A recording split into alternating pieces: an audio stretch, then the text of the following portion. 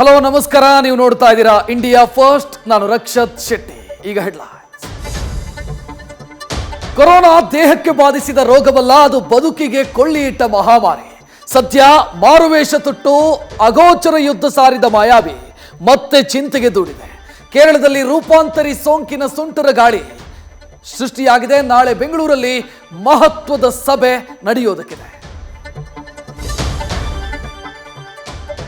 ಅಂತೂ ಇಂತೂ ಸಿಎಂ ಸಿದ್ದುಗೆ ಭೇಟಿ ಮಾಡುವಂತೆ ಪ್ರಧಾನಿ ಟೈಮ್ ಕೊಟ್ಟಿದ್ದಾರೆ. 4 ದಿನಗಳ ಕಾಲ ದೆಹಲಿಯಲ್ಲಿ ಇರಲಿರೋ ಸಿಎಂ ಹೈಕಮಾಂಡ್ ಕೊಟ್ಟ ಲೋಕಸಭೆಯ ಟಾಸ್ಕ್ ಬಗ್ಗೆ ಚರ್ಚೆ ನಡೆಸೋದಕ್ಕಿದ್ದಾರೆ. ಇನ್ನು ನಿಗಮ ಮಂಡಳಿ 3 ಹಂತದಲ್ಲಿ ಲಿಸ್ಟ್ ಫೈನಲ್ ಆಗಲಿದ್ದು, ಶಾಸಕರ ಪರ ಬ್ಯಾಟ್ ಬೀಸಿದ ಸಿದ್ದು ಮುನ್ನಡೆ ಸಾಧಿಸಿದ್ದಾರೆ. ಸಂಸತ್ನಲ್ಲಿ ಹೊಗೆ ಎಬ್ಬಿಸಿದ ಕಿಚ್ಚಿಗೆ 78 ಸಂಸದರು ಅಮಾನತಿನ ಶಿಕ್ಷೆ ಜಾರಿಯಾಗಿದೆ. ಪ್ರಧಾನಿ ಗೃಹ ಸಚಿವರು ಮೌನ ಮುರಿಬೇಕು ಅಂತ ಒತ್ತಾಯಿಸಿ ನಡೆದಂತ ಗದ್ದಲ ಗಲಾಟೆ ಸ್ಪೀಕರ್ ಸಿಟ್ಟಿಗೆ ಕಾರಣ ಕೊಟ್ಟಿದೆ.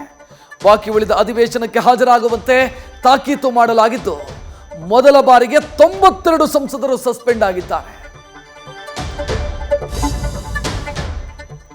ಇದು ಮಳೆಯಲ್ಲ, ವರುಣ ತಾಳಿದ ಮರಣ ಅವತಾರ. ತಮಿಳುನಾಡು ಕೇರಳದಲ್ಲಿ 24 ಗಂಟೆಯಲ್ಲಿ ಬಿದ್ದ ಮಳೆ ದಾಖಲೆ ಬರೆದಿದೆ. ಆಗಸಕ್ಕೆ ತೂಕ್ತು ಬಿದ್ದಂತೆ ಸುರಿದ ಮಳೆ ಜನರ ಜೀವನಕ್ಕೆ ಮೊಳೆ ಹೊಡೆದಂತಿದೆ. ರಸ್ತೆಗಳು, ಹಳ್ಳ ಕೊಳ್ಳಗಳು ಜಲಾಧೀನವಾಗಿದೆ. 3 ಸ್ತರದ ಸಂಚಾರ ರದ್ದಾಗಿದೆ.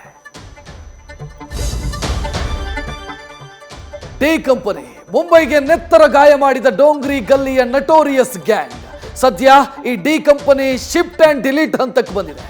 ಅಪರಿಚಿತರ ಡಿ ಎಂಡ್ ಗೇಮ್ನಿಂದಾಗಿ ಮೋಸ್ಟ್ ವಾಂಟೆಡ್ ವಿಕೆಟ್ ಪತನವಾಗಿದೆ ಅನ್ನೋ ಸುದ್ದಿ ಹಬ್ಬಿದೆ. ಹಾವಿಗೆ ವಿಷ ಉಣಿಸಲಾಗಿದೆ.